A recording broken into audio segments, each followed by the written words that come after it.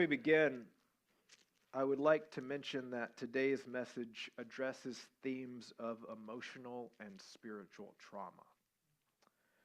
To take care of yourself as you listen, you are welcome to step out, to take a breath, and to engage with the content at your own pace. My hope is not to reopen old wounds, but to gently discuss how healing and divine presence can meet in us and meet us even in those sensitive areas. I would also like to say that although I am a pastor and a spiritual director, I am not a licensed therapist. What I offer today is meant for spiritual reflection and guidance, not as a substitute for professional mental health. If anything we discuss stirs deep pain or feels overwhelming, I strongly encourage you to reach out to qualified counsel. Well, now I've set the bar pretty high, so we might as well get started. I recently came across the work of Dr. Frank Anderson. He is a Harvard-trained trauma expert, co-founder of the Trauma Institute, and author of To Be Loved, a story of truth, trauma, and transformation. And he raises a challenging question. He says, what if our strongest spiritual efforts are not signs of health, but signs of deeper avoidance? To put it more simply, what if the things we do to feel spiritual are actually ways of avoiding our real problems? Psychologists call this spiritual bypassing, when you use certain practices or routines to ignore, avoid, or escape from hurt and pain instead of facing it. Many good church people find it easy to confuse busyness with faith and control with trust, and I am often one of them. Trauma. We use that word a lot in our day and age. Trauma. What does it mean? Trauma is a lasting emotional and physiological response to an experience that overwhelms a person's ability to cope or to feel safe. Even after the danger has passed, your nervous system can remain stuck in survival mode. Your heart races, your thoughts spin, your body remains tense, and you're constantly bracing for impact. Some of you might know that feeling. Your body moves on, but something inside never quite catches up. That's the residue of trauma. It shows up in many forms: anxiety, depression, hypervigilance, always looking around the corner for the next problem, emotional numbness, and even difficulty trusting others. You may feel trapped even when nothing outside of you is actually holding you back. In religious spaces, psychologists have begun to name another form of trauma: spiritual trauma. This is when faith itself becomes the site of harm, when the words or systems meant to heal us end up deepening our wounds. This is a debilitating form of trauma, and it can affect not just your body and your mind, but for those of faith, when you experience spiritual trauma, it affects your sense of meaning and identity and morality and belonging. Common symptoms of spiritual trauma include feeling like a total failure, or like you're just not good enough, or that no one could love you as you really are. Feeling lost when it comes to your values, or unsure how to make choices without being too afraid of getting it wrong in God's eyes.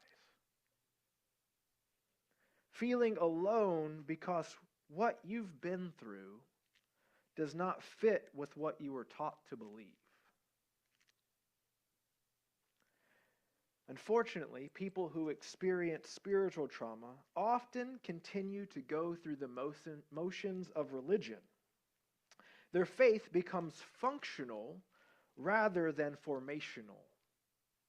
Their faith becomes a coping mechanism to regulate their anxiety rather than a way to open themselves up to genuine healing. I will be very honest with you. I have been through something similar on more than one occasion. There have been times when everything I believed about God just fell apart. The words and the prayers that used to make sense no longer did. And I felt like I was not just losing my faith and not just losing a piece of myself, but losing everything. So, I tried harder, right? I prayed more. I did what I do, which is to study as much as I can, just to read and listen to podcasts, go to every prayer group and Bible study that I could possibly, and just mainly hoping that I could do enough to feel the way that I used to feel. That things would start to get back to normal again. And it's strange. I've been writing sermons and lessons for close to 20 years now. And there have been ups and downs in my faith. And it's strange how you can still write sermons while you are unraveling on the inside. Then a couple years ago, someone asked me a question that I wasn't really ready for.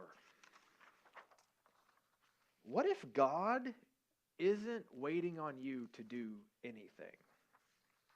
What if God isn't waiting for you to do anything? God is the living presence of love. The mystery and energy that gives life to everything and connects us all.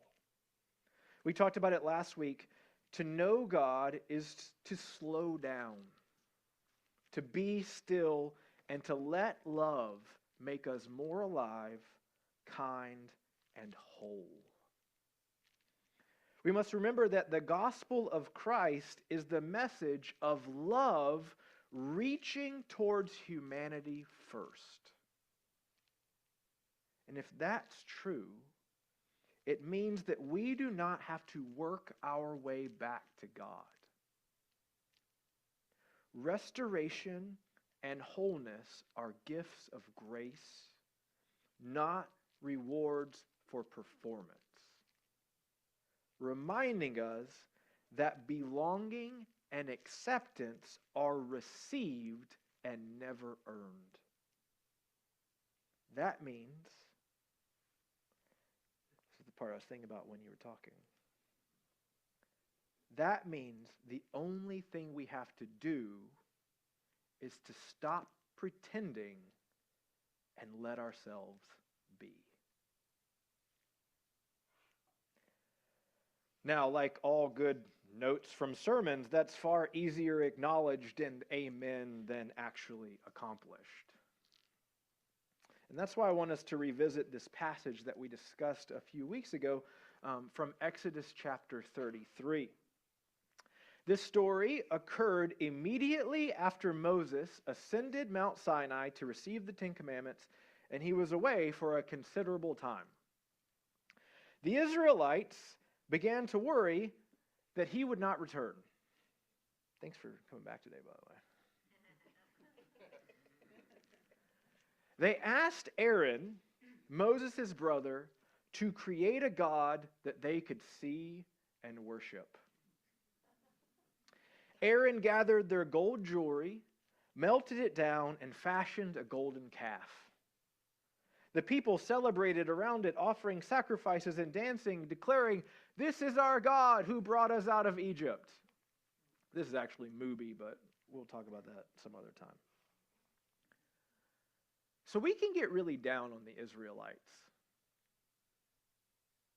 But I want to reframe their story through the lens of trauma. They were not just being rebellious. They were scared and uncertain. They had lived their whole lives as slaves. And even though they had been set free, Egypt was still inside them. That's what happens with trauma. It doesn't just go away when we escape the situation. It stays in your body and your mind. You might not feel unsafe even when everything tells you that you are safe. And I used to think that healing meant getting back to normal. But Egypt has a way of living inside of us long after we get out of it. When Moses went to meet with God, things felt mysterious and out of control. Raise your hand if you've experienced some mystery and a sense of out of controlness. Just generally for the past 2 decades. How old am I? 4 decades.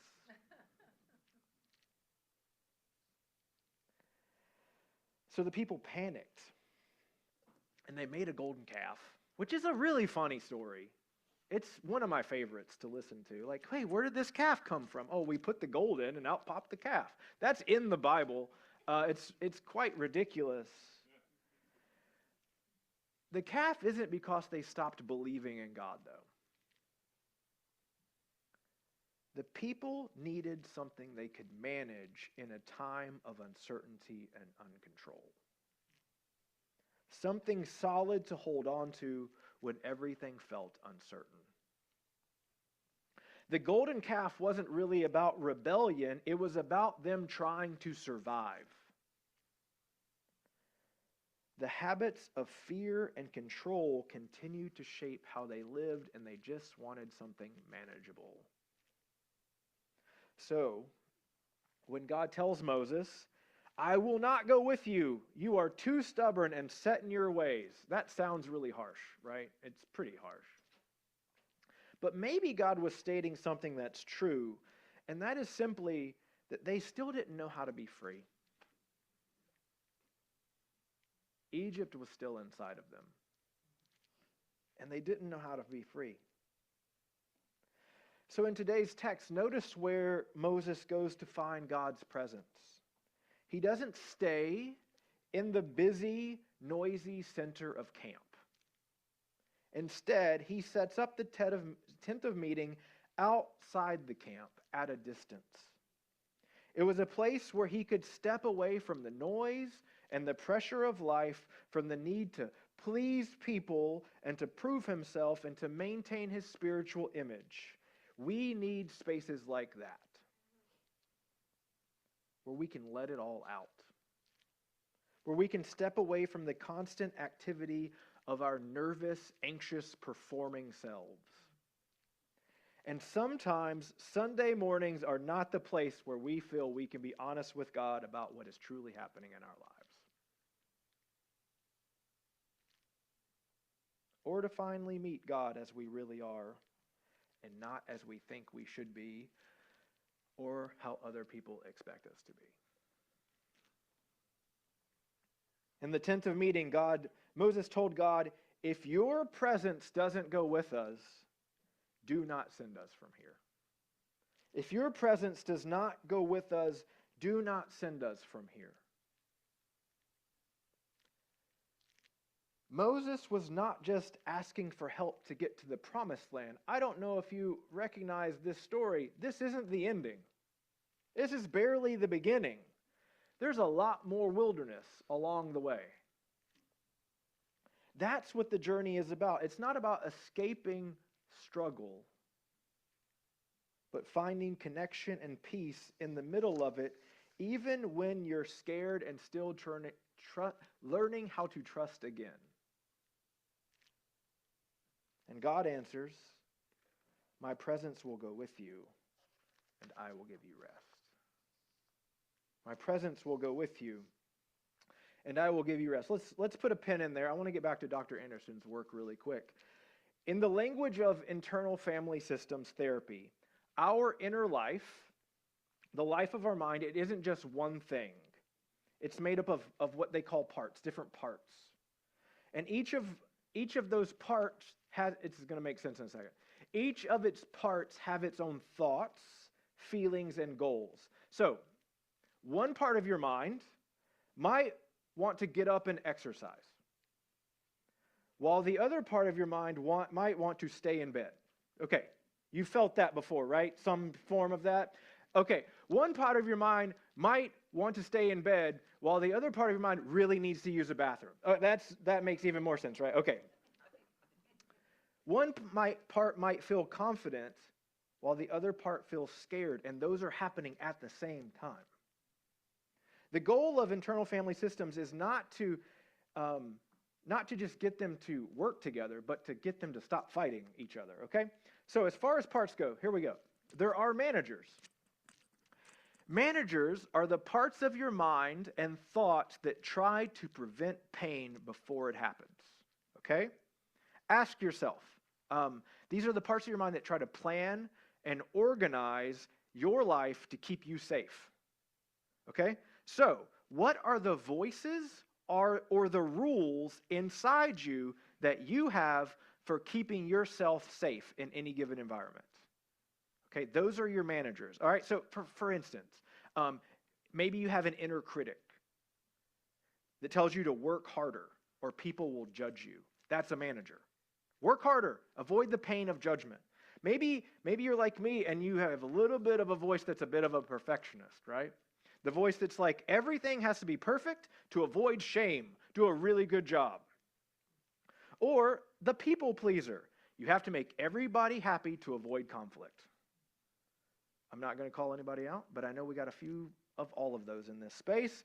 Managers are strict, but their goal is to protect the parts of you that carry your hurt. There's nothing wrong with these managers. But there are also firefighters, okay? And firefighters are the reactive parts that jump in and respond quickly to push painful feelings away no matter what the cost is. So sometimes pain sneaks by the managers.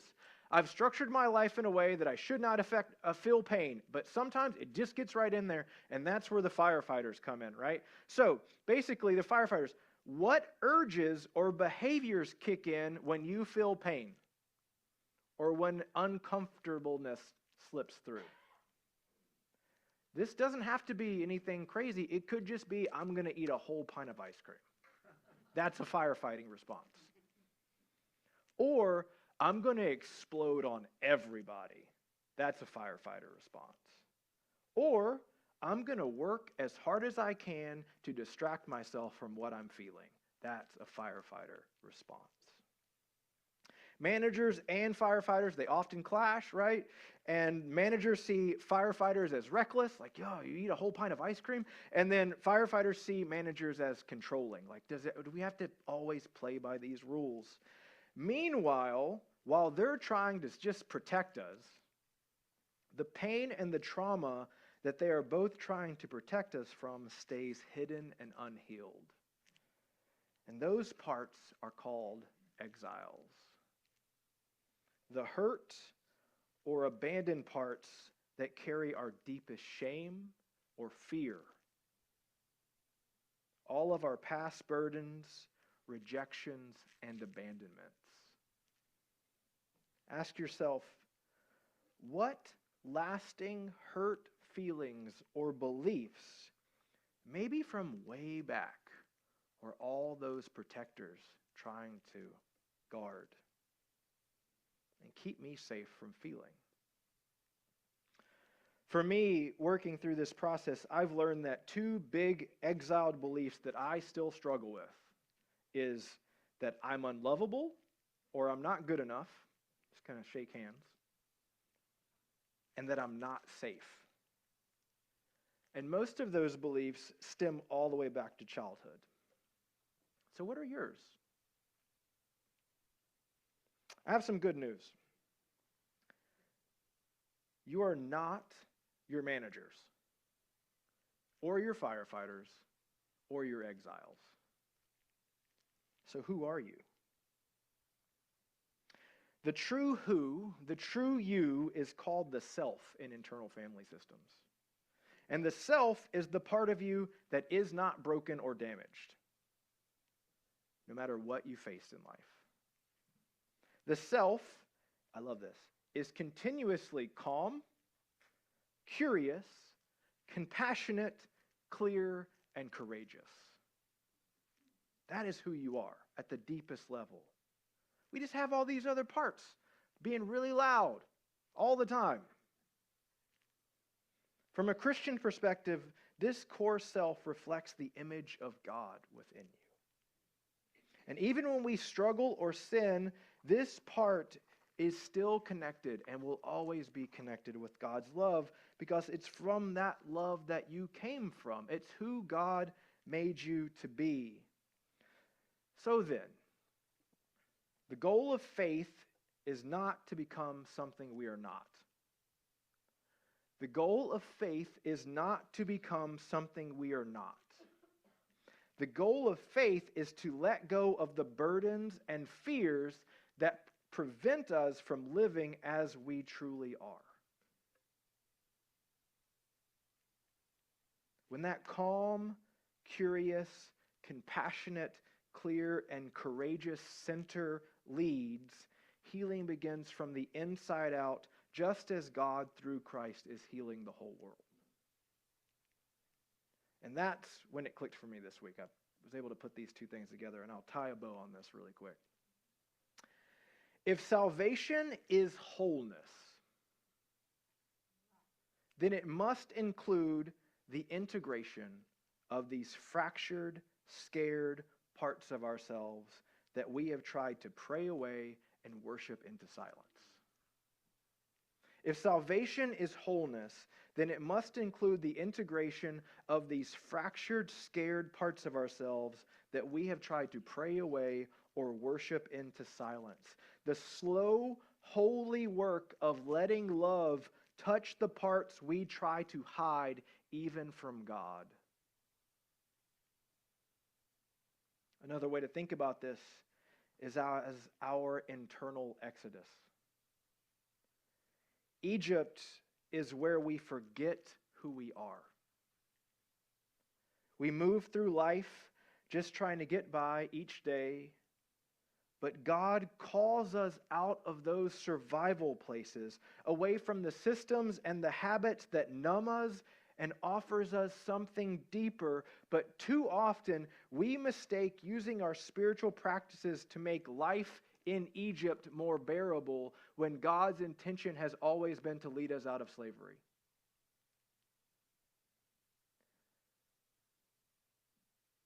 Church and faith is not about making life more bearable while parts of us still linger enslaved. But there's no shortcut to unlearning what our Egypt taught us. It's painful to shed the false security of the identities that we have created to survive. But that's not who God made us to be. Matthew 11, verses 28 through 30, Jesus says, "Come to me, all who are weary and are carrying heavy burdens, and I will give you rest. Take up my yoke and learn from me, for I am gentle and humble in heart, and you will find rest for your souls. For my yoke is easy and my burden is light." Jesus is addressing the exhaustion of living as a divided self. His listeners were tired of turning faith into performance, of always trying to look pure and act right and to earn God's approval by doing everything perfectly. The pressure of spiritual perfectionism wore them down, and Jesus says, let it go. Lay it down. A yoke is a harness that joins two beings to move as one. To take Christ's yoke is to align your will, your mind, and your heart with the rhythm of divine love. Not to use our faith to cope or to manage a reality that is unmanageable and will always be unmanageable, but to be transformed by the presence of God's love in the middle of it, in the wilderness. Come to me, all who are weary and carrying heavy burdens. St. Augustine once said, "Too late have I loved you, O beauty so ancient, O beauty so new. Too late have I loved you. You were within me, but I was outside myself, and there I sought you. In my weakness I ran after the beauty of the things you have made. You were with me, and I was not with you. You were within me, but I was outside myself." If you're anything like me, your nervous system is yearning for what Moses learned in the tent of meeting. My presence will go with you and give you rest. And that presence is gentle and humble of heart, unlike so many voices in our world and in our heads.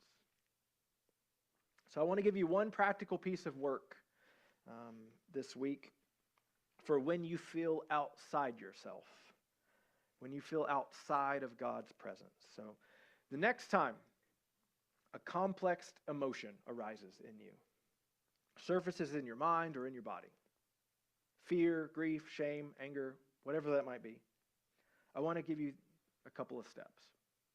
I promise you, I put these into practice this week. First, where do you feel it? In your chest? Your hands? Your whole body? In your shoulders? Oof, that's a big one, right? You're like, oh, why am I so tense? Oh, that thing. That thing, okay. Okay, what's my body telling me? Here's the hardest part. Greet it. Welcome it. I am so sad. Or I am so angry. Just acknowledge it. This is not going to hurt you. It's already there. Don't try to change it. Be curious about it. Why do I feel this way? I feel this way because blank. Okay? Here's the last step. If someone else came to you and told you that's how they were feeling, how would you extend compassion to them? And now give yourself permission to take that on yourself. You feel this way. I acknowledge that. And I know why, and I see it. Here's where love meets that. It's so easy for us to do that for our friends. It's so hard for us to do that for ourselves. This is what Jesus means by rest. Not just peace and quiet. Guys, we have been around long enough to know that life is not full of peace and quiet. Not having everything under control, not being fully connected all the time. What Jesus is talking about is not zoning out or escaping. It's about knowing that you and God are linked side by side, moving together through the chaos, through the questions, through the late nights, and all of the unknowns. And even there, you can find a rest that is deeper than your exhaustion.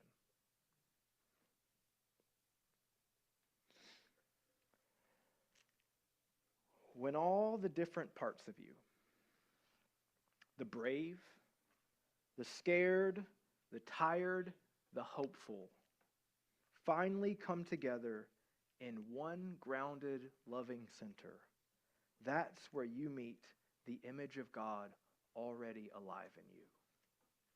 And in that moment, something in you can finally breathe again. You can let go. You can be. And you'll know, maybe for the first time, or maybe for the first time in a long time, that you are safe and seen and held in love.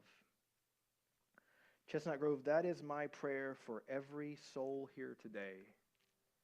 And maybe I am praying that for myself too. Amen.